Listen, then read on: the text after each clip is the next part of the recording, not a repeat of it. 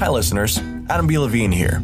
Let's Talk Bitcoin is expanding from a twice-weekly show into a network. Don't worry, Andreas, Stephanie, and I will still be coming to you Tuesdays and Fridays, but in 2014 a whole bunch of new voices will be joining our quest for clarity, truth, and understanding. Over the next few weeks, we'll be sharing many test or pilot episodes with you of shows people would like to produce for your enjoyment, and the most popular show will win a 1,000 millibit prize. To vote for a particular show you like, visit that show's special page and send a 0.1 millibit tip to the address indicated in big bold letters. For each 0.1 millibit received, a vote will be tallied for that show. When the contest is over, all tips will be dispersed evenly to all applicants who submitted shows. This is to prevent someone from voting themselves the prize. The deadline to vote is midnight Pacific time on New Year's Eve. So those are the rules. To vote for this one, visit letstalkbitcoin.com/P2.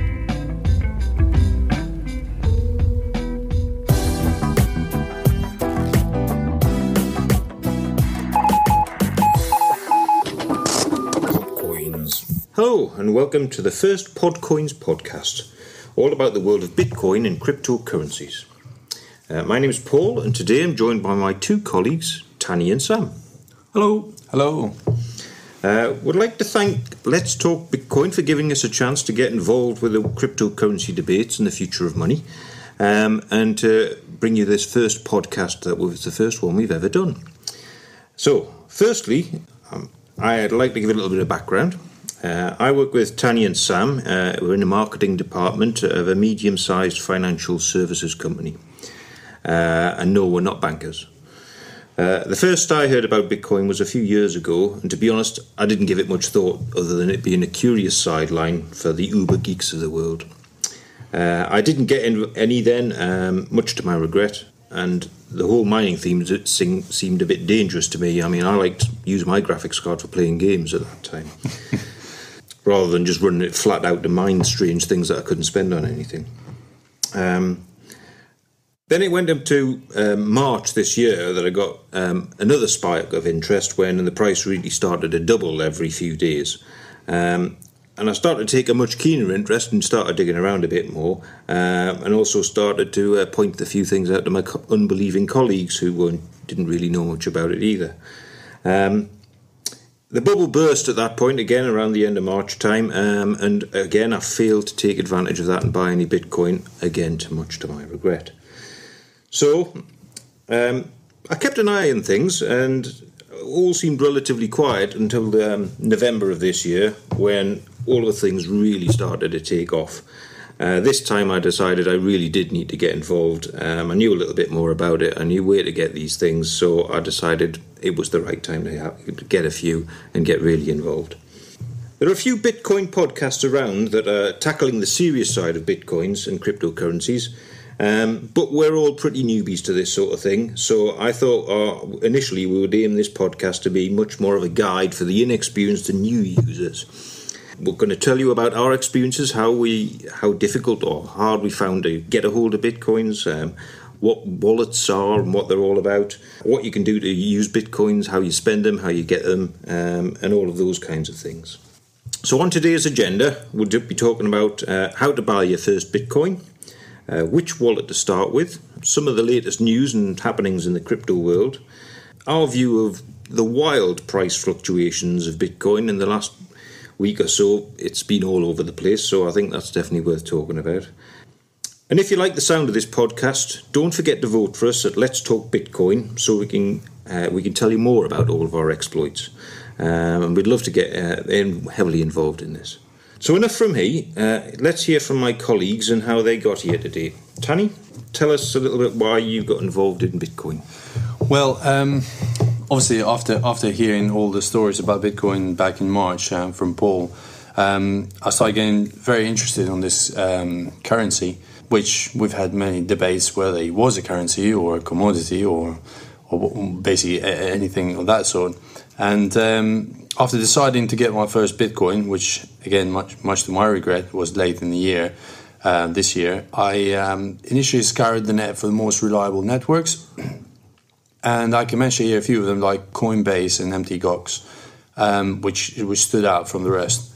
After looking into Coinbase, I realized obviously that didn't work for many people here in UK because they don't accept banks from the UK at the moment.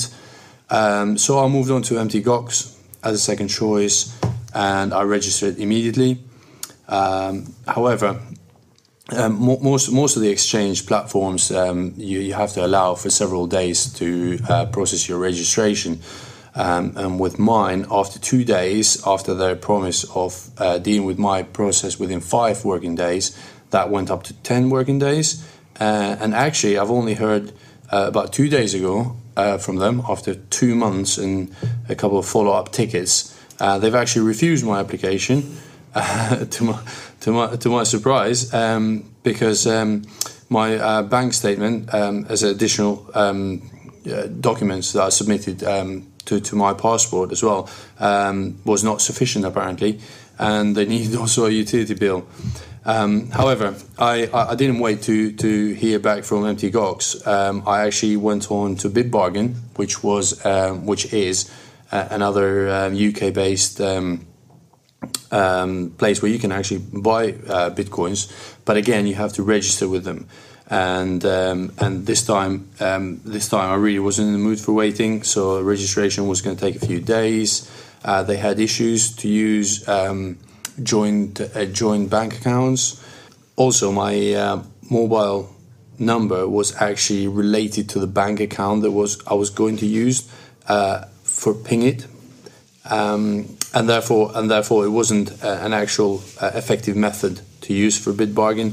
So I left BitBargain in a lot of frustration, and I was imagining at this point, I was thinking this is a really frustrating, convoluted way to kind of buy this currency. I was getting a bit discouraged at this point. However, I then found local Bitcoins, which was by far the best experience for me. There's an easy way to sign up. It has all the safety features like security encryption, escrow services, so you won't lose out if there's an issue with the purchases. However, when you sign up with the local Bitcoins, you have to make sure, because each seller has different terms and conditions, so you have to make sure they actually have escrow services enabled. The seller accepts the form of payment you wish to use, and also look into all the terms and conditions that each seller has set out in their profile. But apart from that, it's a pretty straightforward. You choose the seller you would like to purchase from. After looking at all those points I mentioned, you make a transaction, and then the money is released from the escrow into your bank account, and that's basically it. That was my experience. Over to you, Sam. So, hi everyone. I first started hearing about this, it's probably about September of this year. It came to my attention because every conversation that went on behind my back between Paul and Tanny here was about Bitcoin every day. There was an update, and just the roller coaster of Bitcoin was being discussed, and just saw the wild price fluctuations, the anonymity of Bitcoin, the whole saga with the Silk Road, the various mining processes. It's just unlike anything I'd ever heard before. And I suppose the only real comparison that we have is gold, but that's a very loose connection. I've purchased some Bitcoins again fairly late in the year, only a couple of weeks ago, and that was really on the back of the explosion in the prices, and everybody started talking about it, or more people started talking about it. So I thought I would, as a little investment opportunity, plumb some money into it and just sit back and hopefully see where this goes.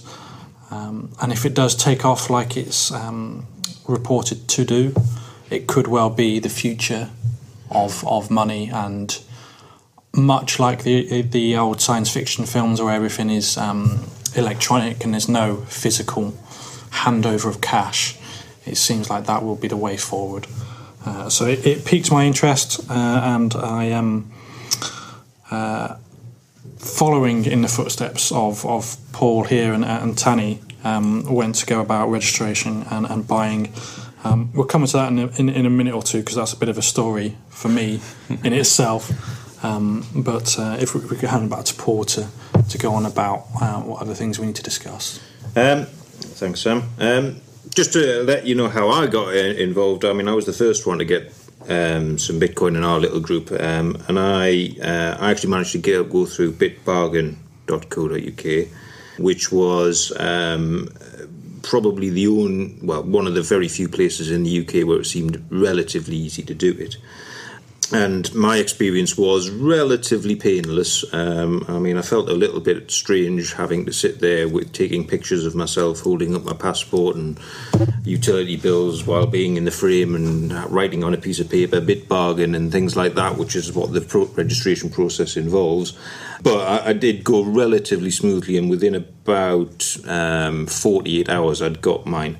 Access to the system. I was a little bit annoyed because in those 48 hours I lost out on about 0.4 of a Bitcoin from the price I was going to buy to what I could afford at the time. But, that seems to be the way it is with the way Bitcoin goes. The other thing I found that I can recommend for those of you who do bank with Barclays is I used the Ping It service from Barclays, and it was a pretty painless process. It took all of, I guess, a couple of minutes really from start to finish to actually get the Bitcoin deposited in my wallet. And we'll talk about wallets shortly, because I think that's the first confusing technical aspect that you have to get your head around with Bitcoin, and it's kind of an essential thing, because without your wallet you can't really be involved. So that was my little experience of how to get a hold of some. We will talk about a little bit in a minute about the other ways that the bigger players do get involved, but I think for the UK average buyer, these are the preferred methods. And I'll let Sam finish off his story now that you've heard how I managed to get a hold of some. So, completely the opposite of Paul's experience. I had quite a bad experience with Bitbargain, I would say. Mainly because at the time that I was buying, there was a lot more interest in the market, and I must have badly timed mine by probably about a week or so. Tried to register with Bitbargain, as Paul said. Feels a little bit weird taking photos of your ID and writing on a piece of paper Bitbargain. You feel a bit exposed in that respect, because no other kind of internet registration process has that. I went ahead and did that, submitted my details, and after 48 hours, which they said was the normal time frame, I'd heard nothing, and I was watching the Mt. Gox counter go up and up and up, and I was getting to desperation time. So I actually I gave somebody else some money, some actual physical cash, and they had already registered, and they purchased the Bitcoins and transferred to the wallet that I had. The other thing with purchasing online is that you do need internet banking. Mine was playing up at the time, so I wouldn't have been able to buy any had Bitbargain registered me in time. So just be aware of that. There's several criteria that you need to have. As Paul said, the Ping It system does look the easiest, so that might be something to consider if you really want to get into Bitcoin. Yeah, I'm not sure if the Ping It is available in US though. No, I think it's a UK Barclays Bank only right. thing. So yeah, it's kind of for UK people only. Yeah. But yeah, it is. I think the overall experience from all of us has been this is incredibly hard, and if Bitcoin's to ever gain serious traction with the rest of the world, this needs sorting out. Absolutely. It's the number one awkward thing is to very first get involved is a challenge, and like Sam experienced here, I mean, literally it was only because he had a friend who would do it for him, basically, that he could get involved. So yeah, quite interesting. There is an easy way. We saw, didn't we? There was a convention.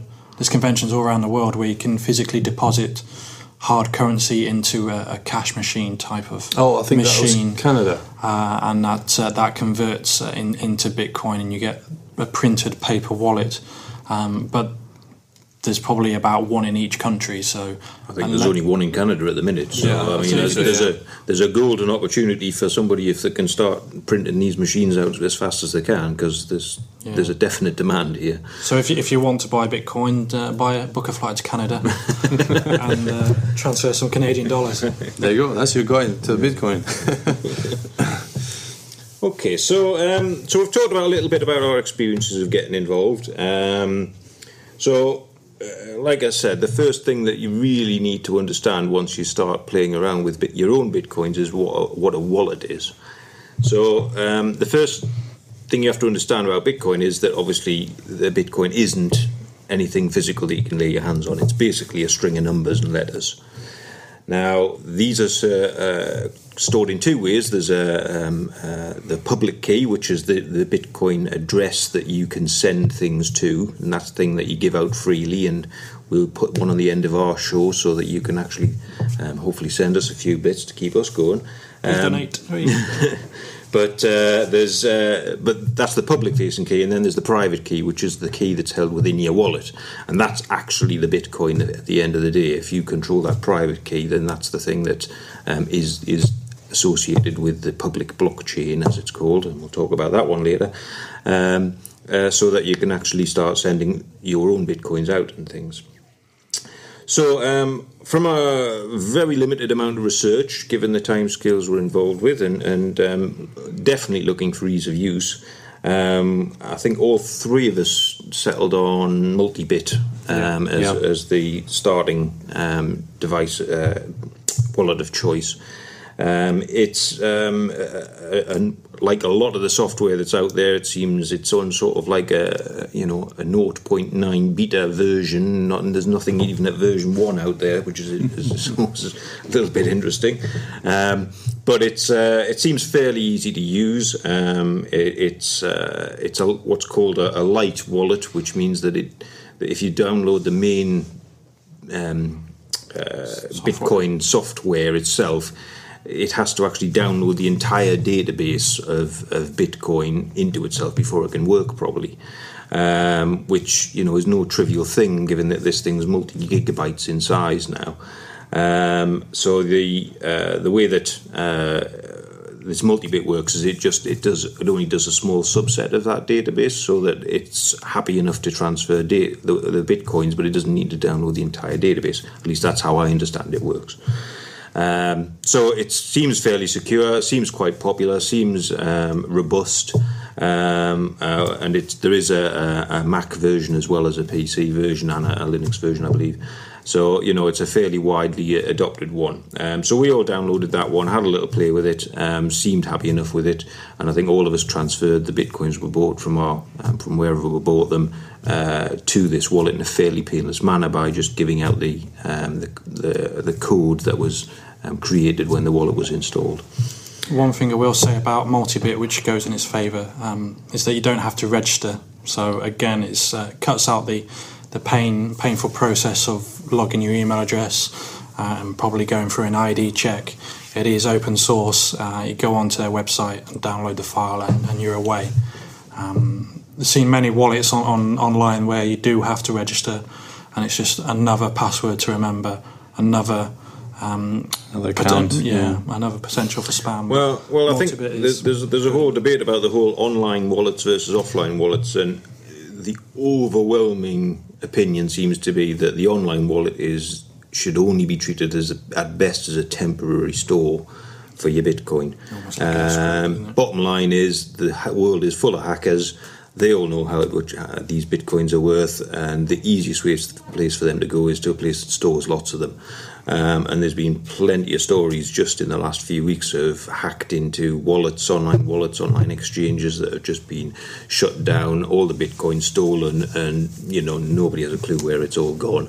So the bottom line, and I think we all are in agreement that it's basically, if you're buying Bitcoins, do it online, but as soon as you can get them offline and back into your own personal PC and protected, then do it as quickly as possible. Yeah, it's worth mentioning here that multi-bit it's a desktop only application, so you can only have it on your PC.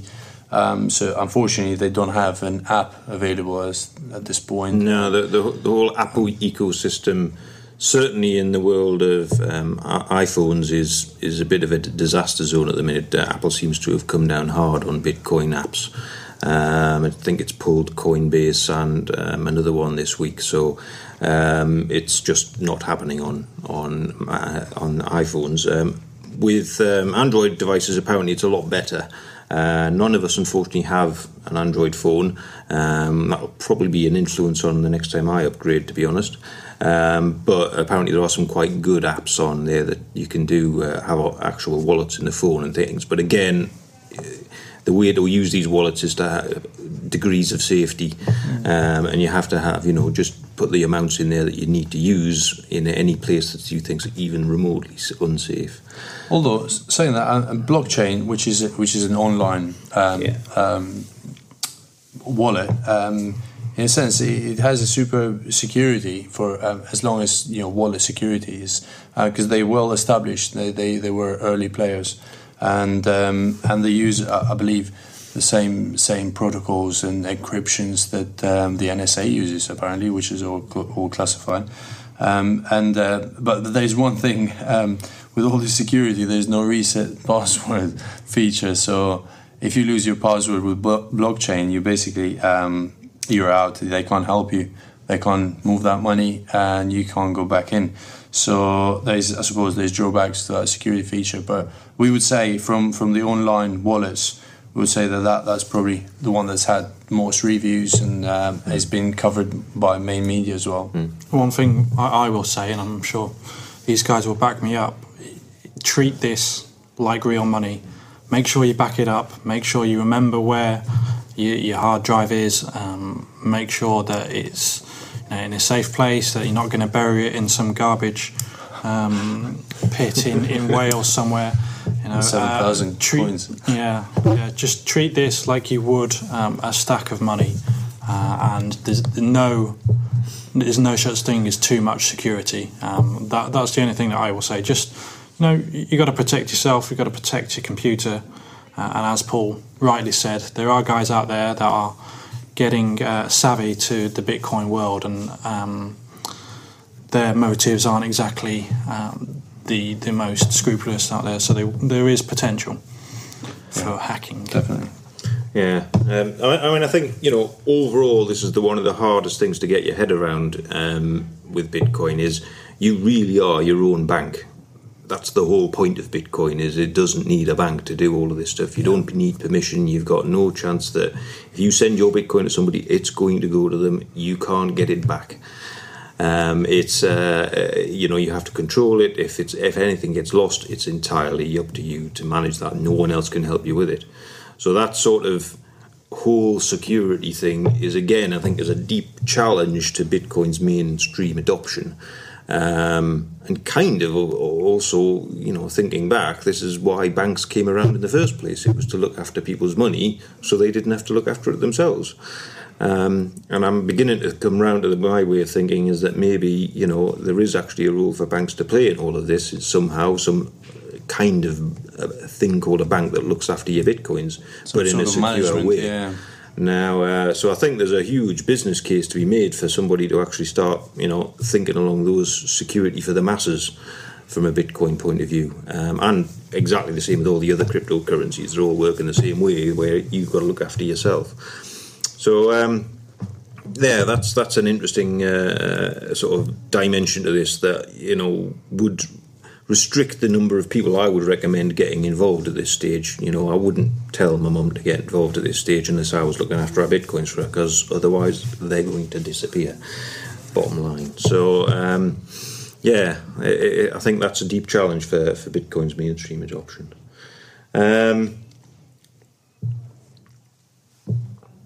Okay, so anything else you guys would like to talk about today? The one thing that I discovered with multi-bits, and I'm sure it will be the same with most wallets, if you want to make transactions, so when I first bought my Bitcoin and it was transacted to me, and when I tried to be clever and make a second wallet to contain some of the Bitcoin that I'd bought just for safekeeping to see what it would look like. It does charge a transaction fee. Now, it's quite minimal, but in the space of 2 minutes, I had racked up a fee that was more than I was anticipating. So I believe with multi-bit you can override that. You can program that, so there's no transaction fee. But if you're making a lot of transactions, just be wary of that could. I think we also have to bear in mind what these transaction fees are. This is actually part of the whole system, the whole Bitcoin it is indeed, system. yeah, it does. It goes back into the mining pool. Yeah, the miners are out there and they're mining the Bitcoins, but their secondary function at the minute, which over time will become their primary function, is the fact that they're verifying the transactions that are happening on the network. So for them doing that, they have to spend electricity and run programs and software and maintain them and things like that. So the transaction cost that's associated with transferring Bitcoin is actually a necessary part of the protocol. Mm-hmm. And I think that, you can definitely send Bitcoin now without paying for it. And I think over time what's going to happen is that those who pay will get a faster service than those who don't pay. And I think that sounds like a fair system to me, but I think it'll come in time that as Bitcoins become harder and harder to mine, I think the transaction fee will become more of an issue, and you'll actually see tiered gradients of levels of service and things like that starting to come in, related to the fees charged. So I think but it's all fair enough and part of the system, and it has to be maintained in the long run. So I think we all have to bear that in mind and not be too stingy and just say I'm not going to charge any fees for my transactions. It's just more of a warning if you are brand new to the Bitcoin world and the wallet system that there is. Because a lot of people do say it's free to transfer money and stuff, but there's an optional fee, I think, is the bottom line, isn't it? It is very minimal. I think it worked out at 0.0001 of a Bitcoin, so we're talking pennies and cents. Yeah. But just if you do several, exactly. If you're doing hundreds a day, then you might find that you're. So it soon adds up, yeah. Indeed. Every I think that's the thing, though. I think the main issue here is going to be that the thing that I see next is usage of Bitcoins, whether that's people actually buying something with a Bitcoin or shoppers accepting them, and we already which is nothing that any of us have done yet. Of course. I mean, the thing that's the issue, though. It's when people will start to use Bitcoins as a currency, because at the moment it's being used very much like a commodity. Everyone is sitting on Bitcoins because the value keeps changing from day to day, and no one really will be using it to buy services or goods, really, if the value keeps going up every day, or if the value falls down, the sellers obviously will be losing out. I mean, we've seen a lot of e-commerce platforms now offering buy with Bitcoin support, like WordPress, Namecheap, OkPay, and Shopify, to name a few. There's a wider adoption as well coming. I think you can buy a Lamborghini with a Bitcoin. Well, with Bitcoins. Oh yeah. I was going to buy one of mine, but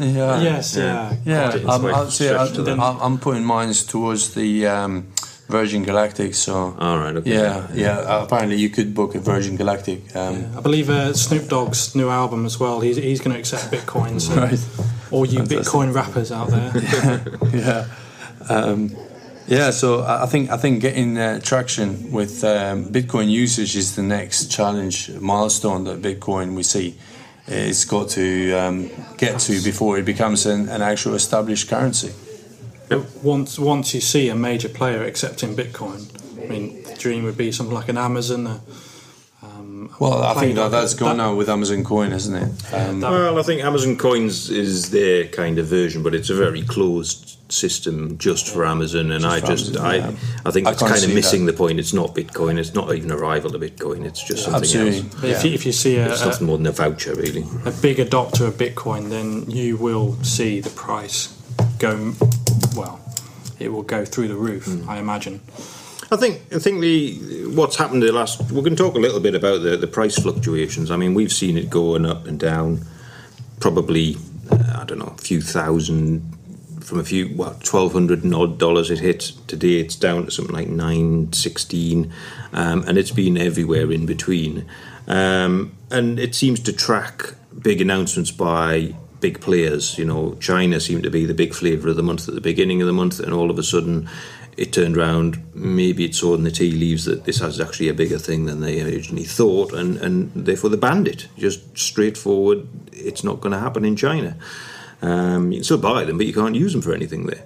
So, that obviously has a major impact on a major market. At the same time, apparently Switzerland is going to say, yes, it's an approved product that you can invest in as a foreign currency. Yeah. So Germany have been quite liberal and said that they're going to look to adopt the Bitcoin.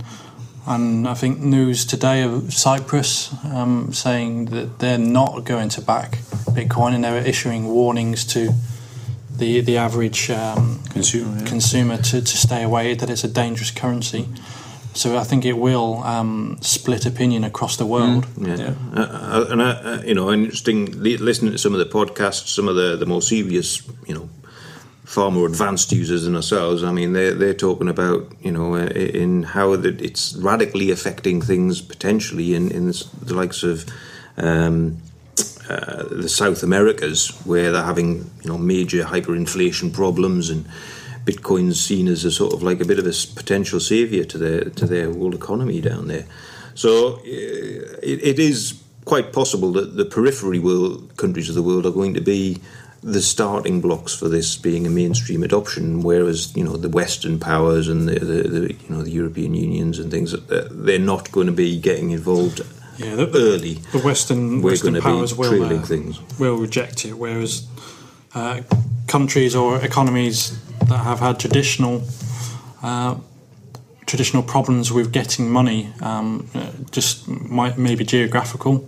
They don't have the systems that we have in the Western world. They will be more, I think, liberal and more adopting of the Bitcoin. As Paul said, South America's, India, Africa, those kind of nations will probably be quite interested to see the Bitcoin tail and see where that takes them and their users, the countrymen. Just because the transaction is so simple for them, whereas getting money in and out of their own countries is a complete nightmare for them. Yeah, Kenya is a prime example because the banking industry is not quite robust over there, and there are no foreign banks, as I believe, and most of their payments are actually mobile payments.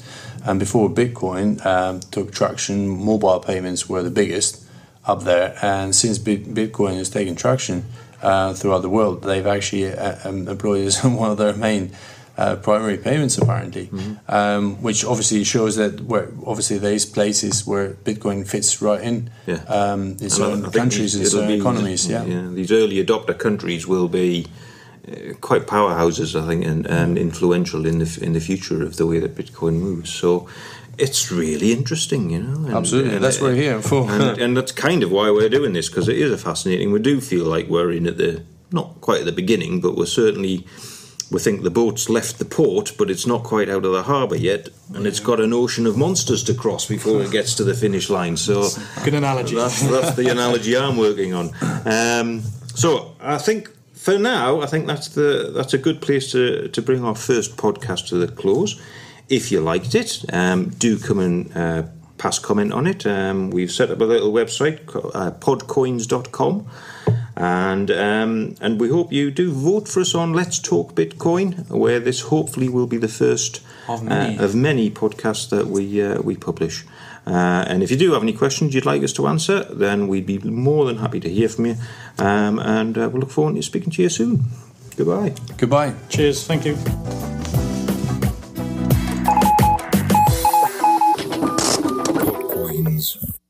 Thanks for listening. To vote for this one, visit letstalkbitcoin.com/P2 and send 0.1 millibits to the address indicated.